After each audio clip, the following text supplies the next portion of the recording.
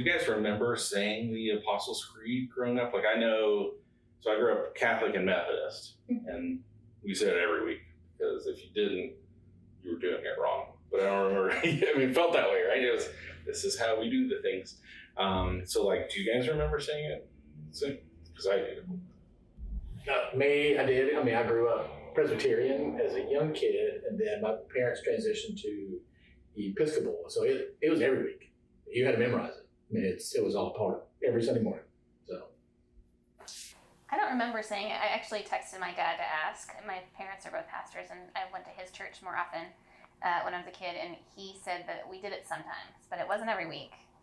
He said some people in the church pushed to do it more, but often it was just like when they were, like when he was preaching about something creedal. So not even like communion Sundays sometimes, but I like mean, rare. you could say that. I don't know. Interesting. Yeah. Did you say it growing up? Not often. I was also a PK, and my dad, he was more concerned about us living the creed rather than just reciting it out of a routine. And he didn't grow up in the church, so he wasn't raised in a religious home, and I think that's why he had a different connection to the creed. And so I definitely had a different appreciation for it as a kid because it wasn't something that we had to recite all the time. It wasn't until I left home, went to college, and joined another church where they did recite the creed every Sunday. And that was the first time I felt that pressure to know it by heart. And there was a bit of anxiety for me as a kid in college because I remember sitting in the pews and some of the elders in the church would just kind of turn over and look at me. It was a test. I knew it. Yes. And I think that's when I began to think a little differently about the creed. Kind of made me angry a little bit in church because it was just a moment where I felt people enjoyed judging folks who didn't. Like, in or are you out? Mm-hmm. Yeah. Oh yeah. Do you know the special handshake? But it was the Apostles' Creed. Right. And right. like knowing it and having it memorized, it's obviously proof that you follow Jesus. there's a special handshake. Dang it, we don't tell them. All this time. Did you have to memorize? I remember confirmation. I had to memorize it. Memorize it, and then we stood up and I think said it as a group as a test in confirmation. Yes. We did that. We did books of the Bible. Yeah. Lord's Prayer. Yeah. So we did that Presbyterian. Okay. And did all those things, yeah. And then Episcopal, it was all part of the liturgy every Sunday. Okay. And all the kneeling and sitting, Up, down, standing. up, down, Yeah. A lot of calisthenics. It was great. No, and there's something to having like a rhythm, right, of like worship, and I think there's something. So it would be called, I guess, high church, where you have like this is how we do the standing, the sitting, all the things, and it's always the same. Whereas low church isn't like that; it just means it's more flexible. Yeah, but I think though that yes, but it also became very rote. 100%. Yeah. So, and I think that's why we're talking about it, right? Is because we do a lot of things in church and we don't talk about them. We say a lot of things, we recite things every week sometimes, and we just don't say why. What is this? Even the Lord's Prayer becomes that way. Yeah. Maybe we should do that at some point. Yeah, when I became a pastor, I decided that I would never assume that everyone knew the creed in worship. And so I always had the hymnal out and I would always read it instead of reciting it by memory. And there were some folks who looked at me like, she's a pastor and she doesn't know it. But it didn't bother me because I was more concerned about the people in the sanctuary who probably didn't grow up reciting it. And that's what mattered to me, that they felt like it was okay to pull out the hymnal and read it. I think that's like a great display of how to do it, because a lot of times in church, if you who was it saying Aaron, you were saying, where they were watching if you did it right or wrong. It's like, is that the point of this? Is that But you were displaying hey, it's cool if you read it. There's so many things we have done in church growing up and we don't always explain it. So I think it's great that we're doing this series. We're going to chat about it. Right? We're going to dig in. We're going to talk about the different pieces. And so every week we're going to look at a different part of this. But this week, we're really diving into the first two words, the I believe, which I think is good because like that's sort of what a creed is, right? Is like a creed is saying we believe this, and there's this understanding of this is how we will do faith together, like foundationally, right? So I'm curious, like for you, are there other creeds? Is there any other things in your life? It doesn't have to be called a creed, but other things like that in our lives that it's like this understanding of how we're going to do things together. What are like other examples of that? Well, so politics, just the general word politics is like how we do life together. And so like a creed would be like how we do faith together. Right. The first time I went to a Nashville soccer game, I was like, whoa, this is a whole thing. Like there were chants that everyone was singing and I couldn't quite understand what they were saying. And so I was trying to figure it out. Couldn't really chant along, but I wanted to. It's a whole culture. And if you don't know what it is, you have to figure it out kind of as you go. Did they kick you out? No, they didn't. Okay, that's good. They were. Well, it's either the national anthem, every sporting event too. It's one of those things. But it's varying degrees depending on who you are. Yeah, and there's that sort of like that understanding, right? Of like, this is how we do things together. But now there's even like, is that really honest to how we do things together? It is. It depends truly what that means to you and what kind of hurt it has for you. 100%, yeah. Right. Well, and that would be interesting to even think about that with creeds.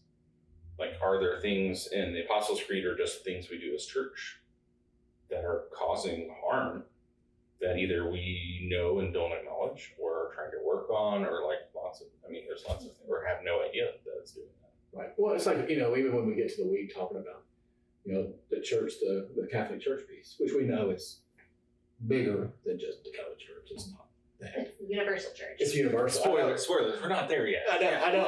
But, there's people who wrestle. That's the whole with week, we just did it. I've had people who wrestle with that and go, wow, I'm not even going to say that because they have such an angst about Catholic Church. Yeah. So. Apparently, I think it's maybe Lutheran. Some denominations have changed the word to Christian. Or universal. Yeah. Yeah, and that's funny too. So like different faith flavors or traditions, even like the Lord's Prayer. So if you go to the Catholic Church, they stop it when you're not ready to stop it. And so we know who's Protestant in the room real quick. They keep talking. Because you go in or the denominations that say debts and debtors. Yes. Trespasses. Yeah, it's true. Yeah, it's really funny. So we have these things, right, of how we do them together. And I feel like there's a lot of them that we do that we just haven't talked about. So I'm really excited we're doing this.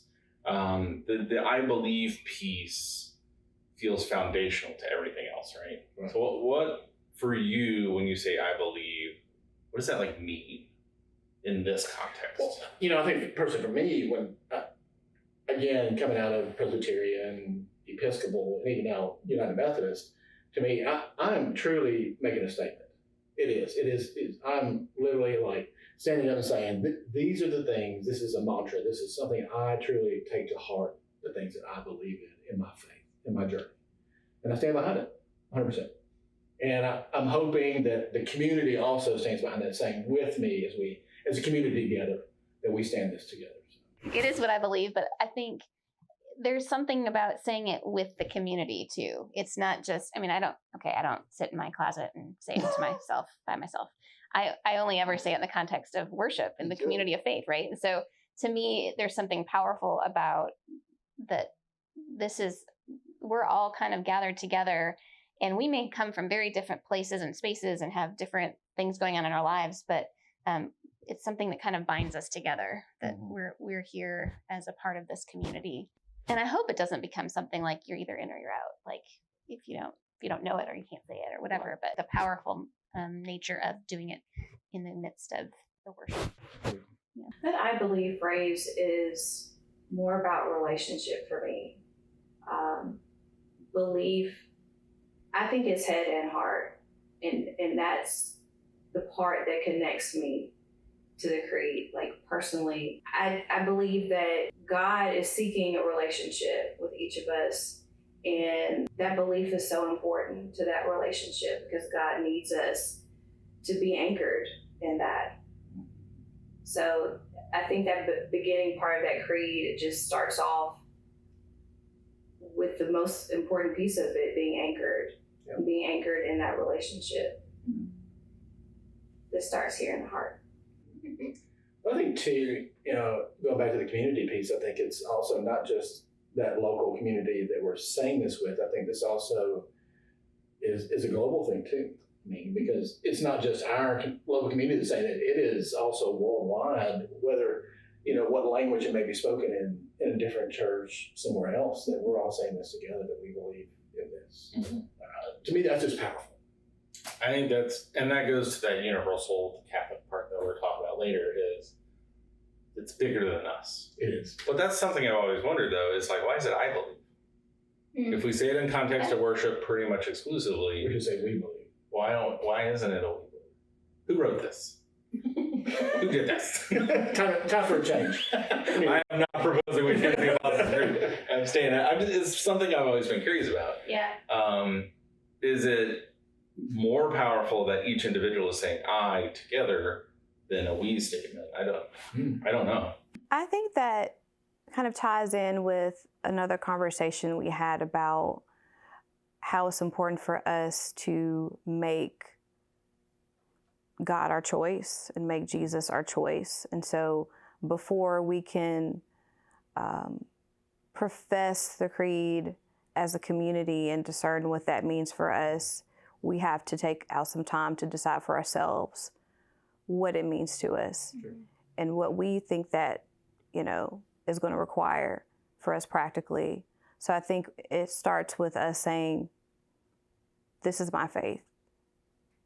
I'm a child of God, and I want to do life with God. So.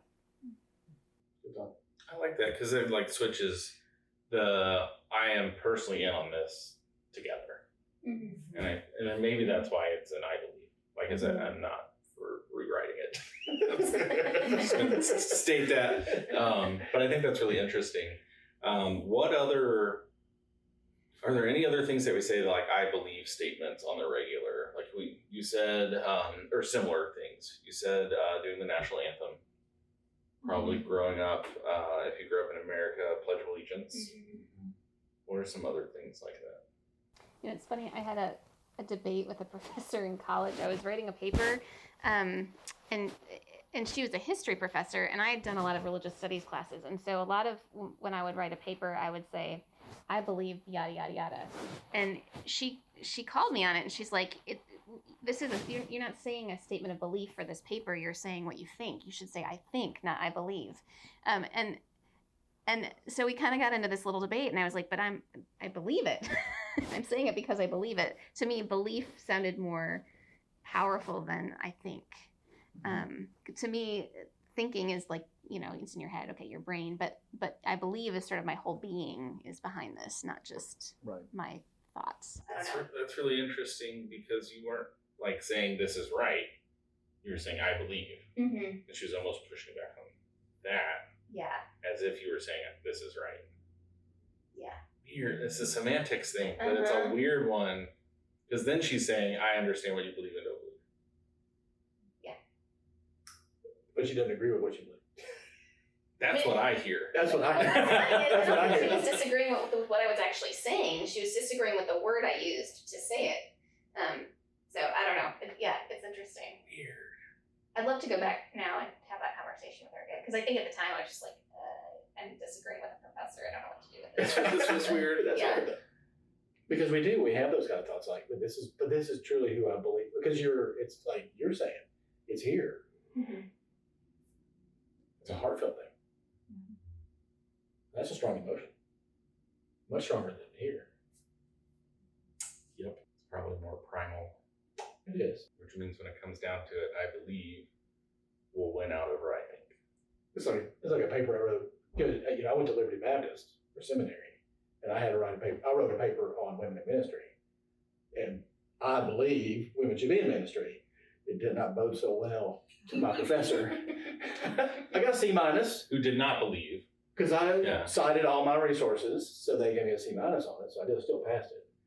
But they did not believe in what I wrote. Well, and there's something to that of like, by making a statement, I believe, you're saying I'm essentially I'm in this camp, or this is where I fall, which is probably really important for our faith to be able to say, this is where I fall, which is why I think the creed is so important, is to say, okay, these are the foundational pieces. There are other things that are going to happen. If it doesn't strike at the heart of Christianity, we think and let think. Thank you, John Wesley. That was not me. But like, there's some foundational pieces. And it feels like that's what the Apostles' Creed attempted to say, is like, these things.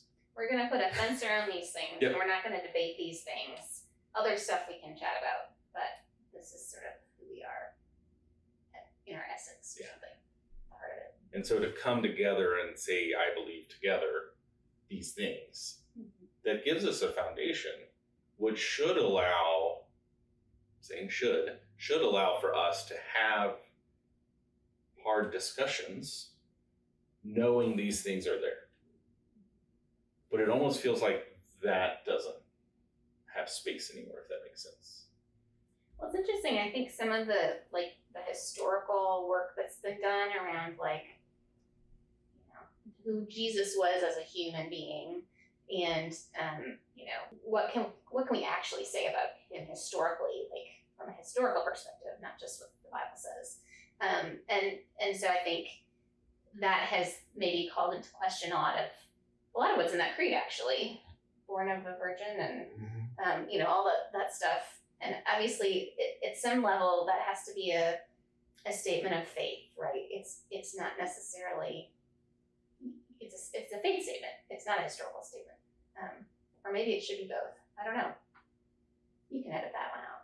No, I think that's it's a great thought, because it's like belief, it feels faithy, if that makes sense. Whereas like, I know, or this is proven, or this is fact, but I believe has some of that faith piece of it, which I think isn't, if faith isn't part of our Christianity, we're only going off facts, that's a problem. I just wonder if the creed has really helped us at all. When I think about how divided our churches are today, we're going through disaffiliations right now.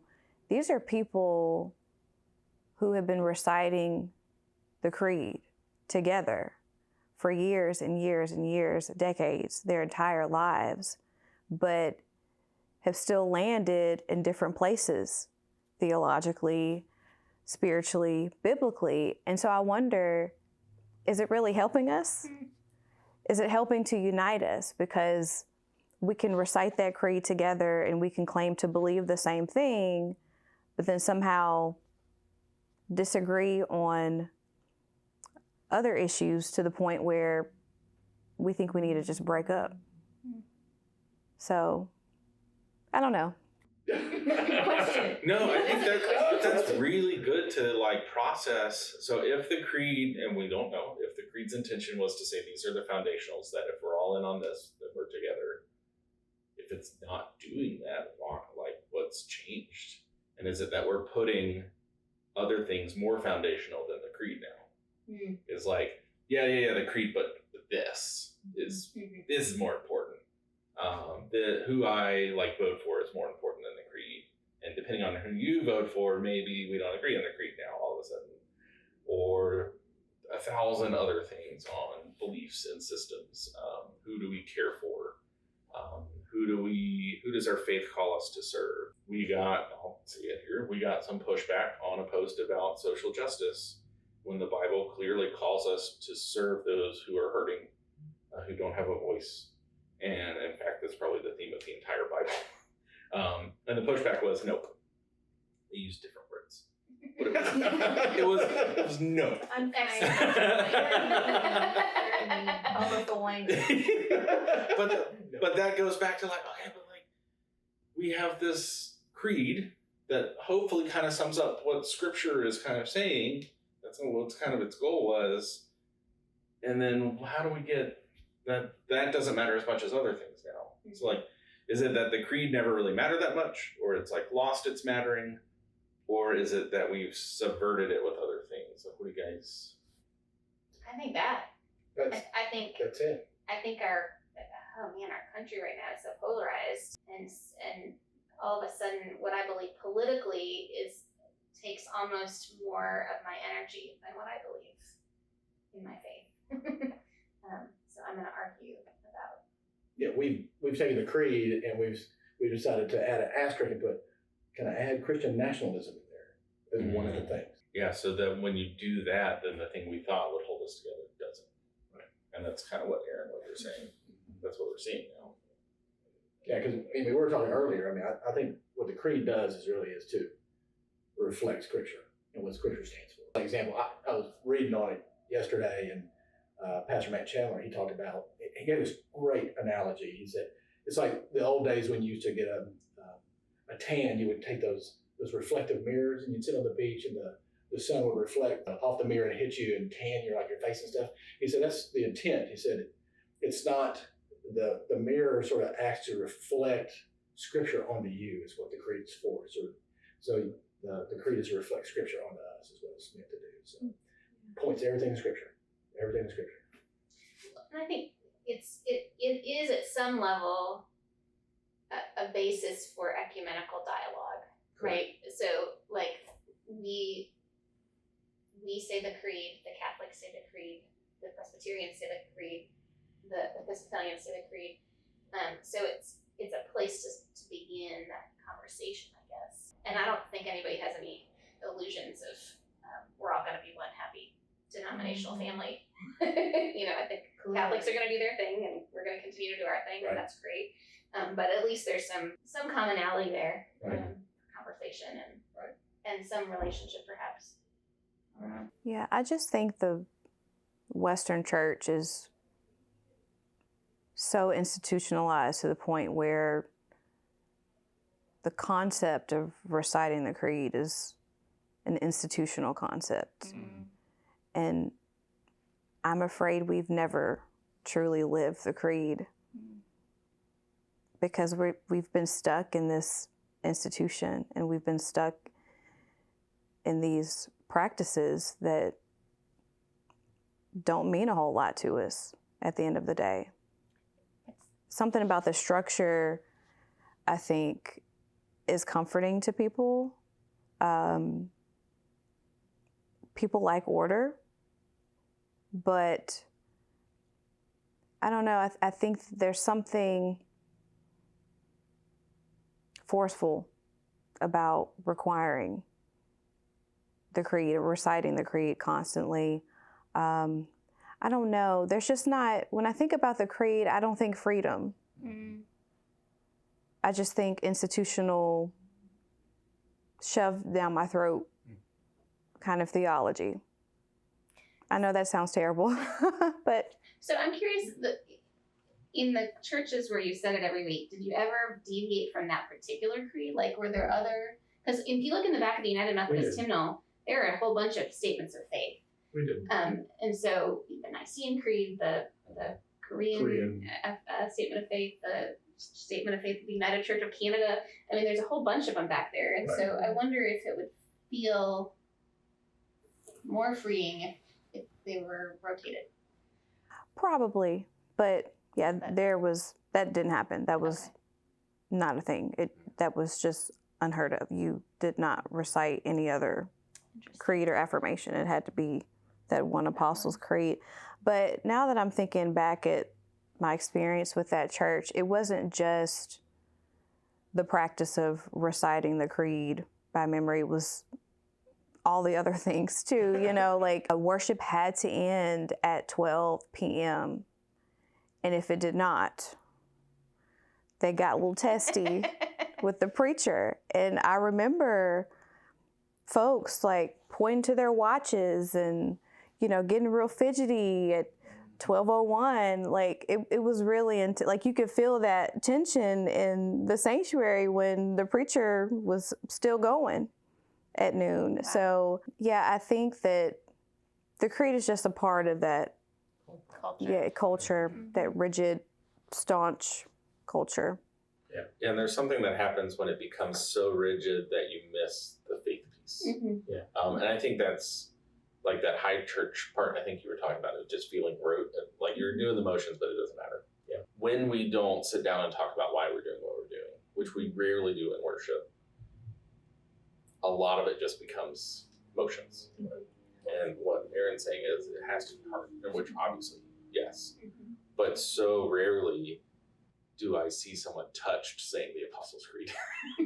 I've never looked up and everyone's like, Right. Well, and I would say, like, my previous church right before this is a very high church, very liturgical church, and that was not something I necessarily grew up with, not that high church. And I found eventually that there's something very comforting about, like, okay, I know what's happening next. I know this is the pattern, and that roteness. Yes, I did feel that sometimes for sure.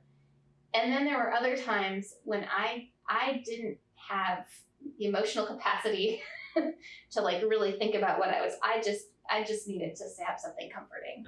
And so sometimes that comfort of the pattern carried me, and I needed that too. And so I think there's a place for both of those things. yeah, I'm not knocking the ritual of the creed, just the talking about the why. Right. Yeah. It feels like that's a missing piece that we have in a lot of our churches, and just in history we rarely go, let's talk about it. I think that's why this series is important. Right. And talking about it is helpful because people begin to understand why it's so meaningful or why it has been historically. And I think of that in terms of hymns as well. Like, I did not like hymns growing up. I did not. Traditions, just Right. Not for me, not my jam at all. Until I went to seminary and took a worship class where we studied the hymns. There's one hymn in particular, It Is Well With My Soul. I learned the story of Horatio Spafford and his family and losing them in a tragic way. And I thought, wow, this is powerful. You know, and so now every time I sing that song, I think about Horatio Spafford and how the Lord made a way out of no way for him, you know, and that's powerful. So if we could just take out the time to have some dialogue with folks and say, this is what it means, and this is the story, people will get that and understand to the point where it has some meaning for them too, and that it's something that they can share with people in their lives. So Yeah, and I mean, so I've sat in, and I think we all have sat in worship meetings where there are really like some intentional pieces of why we chose what we chose, and then we just don't tell people. It's like, No, guys, no. they would love to know that. It's so cool. They would Did you see the appreciate connection it. between this prayer and that scripture and that hymn? Exactly. Because there's that intentionality piece, the understanding of the history of where something came from, like a song or whatever, really matters. And that's something that helped me really deepen my faith is high school choir at church. Our director, Mark Acker, shout out to him, would tell us the why behind a song, even if it was in Latin and we had no idea what we were saying. He would tell us what it was and why we were doing what we were doing, which made us sing the song differently. And like, there's so many pieces of worship that we could do that if we understood the why, and we just don't like talk about it that much. Because like, back to your point, when we feel like we don't have anything left and we come to church, there's something beautiful about saying the people before us, the cloud of witnesses before us, have said, when you have nothing, we have this. Right.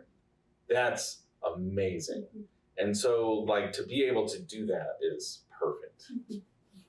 It sounds like we've been kind of processing traditions in general and why they matter. I was thinking about the doxology and how we do a similar thing with that, just kind of sing the doxology like robots. And my dad, I love him. He's such a renegade pastor. One Sunday, we were getting ready to sing the doxology. He was mad about it. I don't know why he was so mad. He was like, we're not going to sing the doxology today because it has no meaning to you. We're going to find something that does have meaning to us. And we all looked like, oh my gosh, we're going to sing something else for the doxology. But like the energy in the space was amazing because we realized we didn't have to sing that doxology. We could find something that meant something to us, right? Something that we had a personal connection to. And it was beautiful, you know, just to have that freedom to try something different. Not to say that the doxology that we were singing didn't have meaning. Right. We just didn't personally have a connection to it, you know, as a country African American congregation. And so we found a nice little Black hymn, spiritual, to sing, and it worked for us. And it was, I don't know, it was just lovely. I love But that. That's he great. just, it was so random. I guess the spirit, I don't know. It was just like, That's we're it. not gonna No sing more that doxology. doxology today. We're not. Your daddy rubbed off on you a little bit. That's better than we're not going to sing this doxology until we give enough. At least you didn't go that route. Yeah. Right, I've been in Can't leave those it till services too, and that's a little tricky. right. But yeah, no, it's interesting. And what I'm loving is in this conversation, we're seeing the balance of the freedom to take what a creed or a doxology or a song says. We need to have foundational stuff that means something to us about our faith, but also the falling back on the traditions of these have meant something for so long. Mhm. Right. And so there's like this both and that's like really beautiful, but we don't always balance those well, or as I'm hearing over and over, we just don't talk about it. Yeah. Mhm. And there's a way to honor the traditions while also establishing our own. Right. So, 100%. 100%. Well, and that's what you did. You're like, hey, the doxology is not hidden, but something else will hit in that same spot for the same reason. Right. You're still doing a doxology. right. You just chose a different one. Right? So, like, you did both of those, which is amazing. I love that story. That's Yeah. really good. And you hang out with your dad. Yeah. Let's just bring him on. Yeah. I think y'all would love him. Let's do it. Yeah, Let's do it. we should Why totally the do way it. I am. We know. We can tell. Then we love it. We love it. Yeah, so I'm pumped about this series we're going to do. We're going to dig into all the different pieces of the creed and kind of what each of them mean, but also like why does it matter to our faith now? Mhm. And I think if we do those two things every week, and you guys do that when you're talking about it, this is going to be a really helpful series and foundational to our faith in some really cool ways. I'm just excited to do this with you guys. Thanks for being here. I believe it will be good. You do? I think Wow. I think it'll be okay. It'll be okay. I believe it's spot on. Oh, okay. Well, there you go.